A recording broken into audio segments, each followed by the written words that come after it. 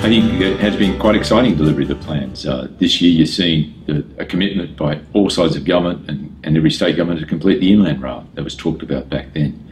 High-speed rail, the commitment from the government that they're going to proceed and preserve the corridor.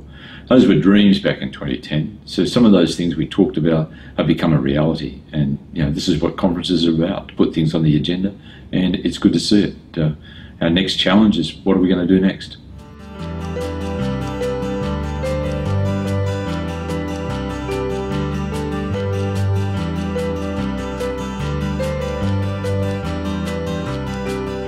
Look, innovation, a lot of people talk about innovation and come up with great ideas. This is innovative, let's get on with it. But the fact is how to make it work and deliver better productivity.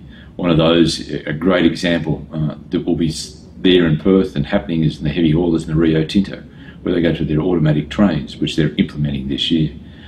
Roy Hill, another mining operation that's coming on, is going to start with our driverless trains. It's the implementation of those.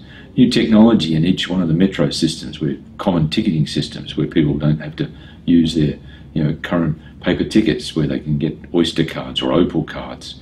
All of those things show new technology. The new innovation that's going into the communication systems, Wi-Fi and carriages, all things that we need to share with each other to make the journey for the customers and those that use the freight railways far more productive.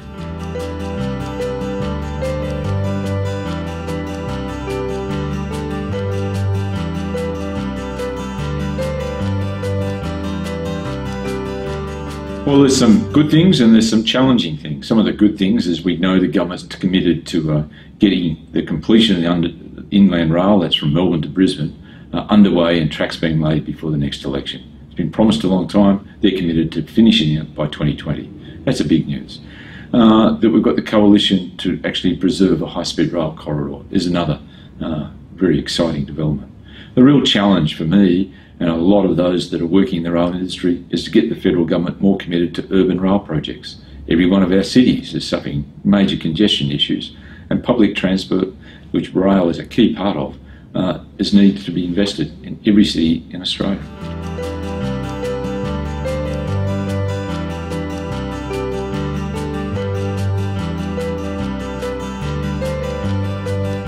Well, I think we exactly the same. We've got to look at, I think people get excited by some workshops. People like panels with more people on them, different people. I think we are in the West. I think we should be trying to learn from what the heavy haul operators do. They've got a lot to offer for us. There's a big program in the rail industry today on diversity. What does it mean for the rail industry? We've got one of the lowest employment rates for women. So we've got to explore some of those. So I think some new panels, some different things on the stage and make people more interested in attending.